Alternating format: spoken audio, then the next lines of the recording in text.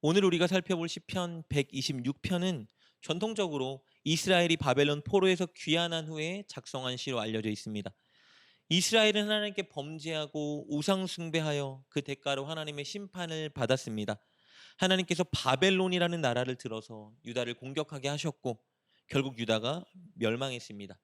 그때 바벨론은 유다에 있는 많은 이스라엘 사람들을 바벨론의 포로로 끌고 갔었죠. 그러나 이스라엘의 운명은 포로에서 끝나는 것이 결코 아닙니다. 하나님께서 포로로 끌려간 이스라엘 사람들이 그곳에서 진정 자신들의 죄를 뉘우치고 회개하면 그들을 예루살렘으로 회복시켜 준다 약속하셨기 때문입니다. 하나님은 예레미야, 아모스, 스바냐 선지자를 통하여 포로로 끌려간 이스라엘이 70년 후에 그 포로지 바벨론에서부터 고국 예루살렘으로 돌아오게 될 것을 예언하셨습니다. 그리고 하나님의 예언대로 먼저 예루살렘은 바벨론에 의해 멸망했고 이스라엘 사람들은 바벨론의 포로로 끌려갔습니다. 그리고 하나님이 약속하신 70년이 지나자 신실하신 하나님께서 약속을 지켜주셨습니다.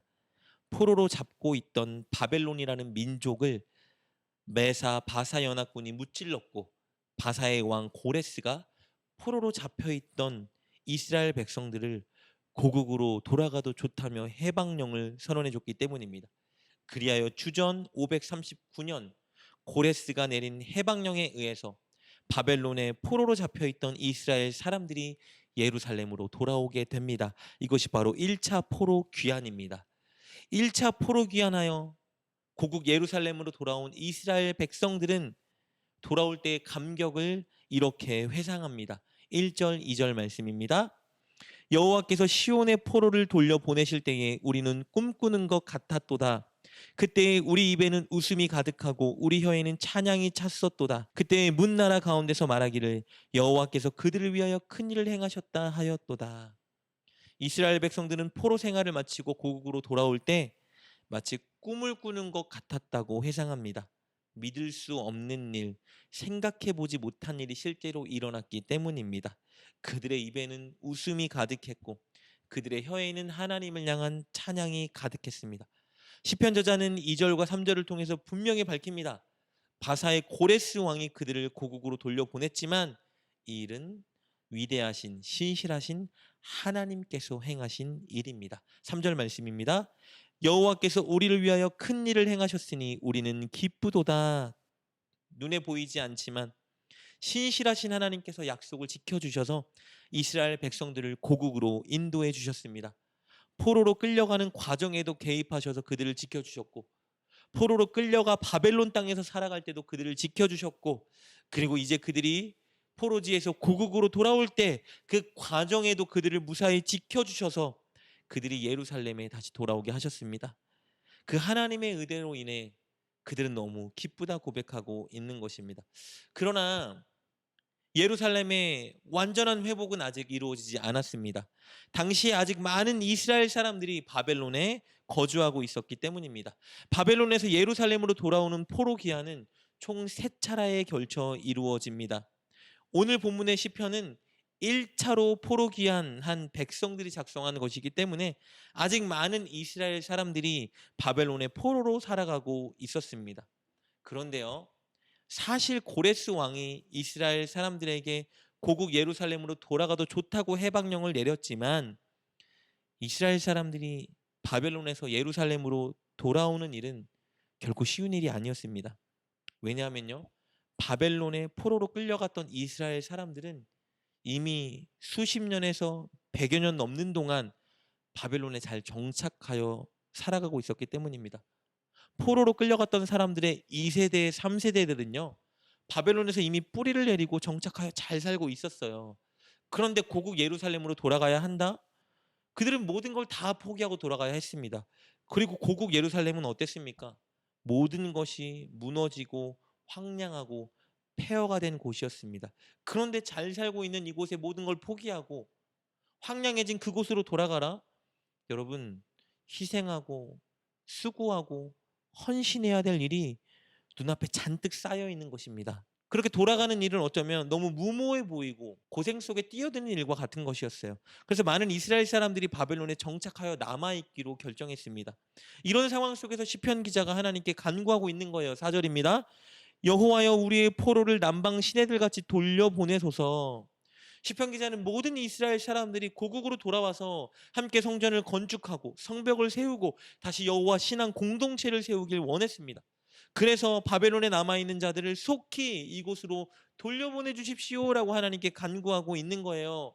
모든 이스라엘 백성들이 다시 함께 힘차게 모여 여호와의 신앙으로 주변 나라들을 하나님께 돌아오게 하는 그 사명을 감당하고 싶었던 것입니다. 그들의 조상들과 그들이 놓쳤던 하나님이 주신 그 사명을 다시 이루고 싶었던 거예요. 그래서 바벨론에 남아있는 이스라엘 사람들을 향해서 시편 기자는 이렇게 권면 섞인 믿음의 고백을 합니다. 5절과 6절입니다. 눈물을 흘리며 씨를 뿌리는 자는 기쁨으로 거두리로다. 울며 씨를 뿌리러 나가는 자는 반드시 기쁨으로 그 곡식단을 가지고 돌아오리로다. 5절과 6절은 두 가지 의미를 내포하고 있습니다. 첫 번째 의미는요, 1차 포로 귀환 때 돌아온 그 믿음의 사람들의 모습을 간증하고 있는 거예요. 자신들이 눈물을 흘리고 기도하면서 포로로 살았지만 이제 이렇게 기쁘게 고국으로 돌아오게 되었다는 것을 간증하고 있는 것입니다. 이제 기쁨으로 거둔다라고 말하고 있죠. 두 번째 의미는요, 바벨론에 아직 남아있는 이스라엘 사람들을 향한 권면의 의미를 담고 있는 것입니다. 정착하고 자리 잡은 바벨론에서 고국 예루살렘으로 돌아오는 일은 너무 힘든 일이었지만 그들이 결단해서 눈물을 흘리며 씨를 뿌리는 이 일에 순종한다면 반드시 장차 하나님께서 큰 열매를 그들에게 주실 것이다. 그들에게 권면하고 있는 것입니다. 그러니 돌아와서 함께 힘들지만 눈물로 씨를 뿌려야 하지만 소망을 품고 여호와의 신앙 공동체를 세우자 권면하고 있는 것입니다. 사랑하는 여러분, 오늘 본문의 바벨론 포로에서 해방되어 고국으로 돌아온 이스라엘 백성들은 우리들의 모습을 예표하고 있습니다. 우리는 사단에게 붙잡혀서 죄와 사망의 노예로 살아가던 자들이었습니다. 그런데 예수 그리스도 십자가의 은혜로 우리는 죄와 사망에서 완전히 해방되었습니다. 예수 그리스도를 향한 믿음으로 자유하게 살아갈 수 있는 하나님의 자녀가 되었습니다. 그렇다면 이렇게 죄와 사망에서 해방된 우리는 무엇을 해야 할까요? 여호와 신앙 공동체를 세우는 일에 몰두해야 합니다. 우리에게 주신 사명에 최선을 다하며 매진해야 합니다. 하나님께서 우리를 죄와 사망에서 해방시켜 주신 이유는요, 우리만 구원받고 자유하게 하기 위함이 아닙니다. 구원받은 우리를 통해서 우리 주변에 하나님을 믿지 않는 사람들을 하나님께 인도하기 위해서 하나님이 우리를 구원해 주십니다. 우리를 통해서 우리의 교회를 든든히 세우길 원하십니다. 우리는 그 일에 매진해야 됩니다. 그런데 그 일은 쉽지 않습니다. 많은 희생이 요구됩니다. 눈물로 씨를 뿌리는 작업입니다.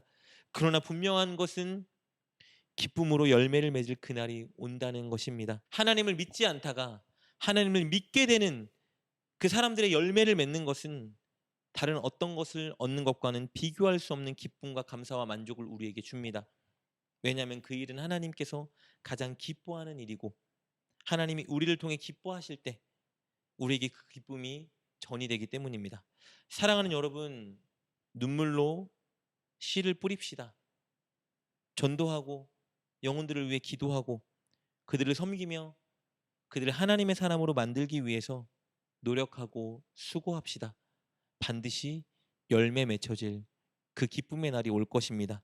늘 그렇게 눈물을 흘리며 씨를 뿌리는 저와 여러분 될 수 있기를 주님의 이름으로 축복합니다. 기도하겠습니다. 하나님, 우리를 죄와 사망에서 사단의 올무에서 해방시켜 주시고 하나님의 자녀 삼아 주셔서 감사합니다.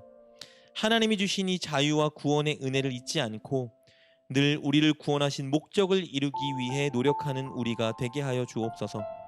영혼을 구원하기 위해서 아름다운 신앙 공동체를 세우기 위해서 눈물로 씨를 뿌리는 우리가 되게 하여 주옵소서. 언젠가 기쁨으로 열매 거두는 그날까지 포기하지 않고 그 일에 매진하는 우리가 되게 하여 주옵소서. 예수님의 이름으로 기도드립니다. 아멘. 오늘 말씀을 통해 깨닫고 결단한 것은 무엇입니까? 그것을 붙들고 하나님께 기도합시다. 그리고 그렇게 실천하며 하루를 살아가는 여러분 되시길 주님의 이름으로 축복합니다.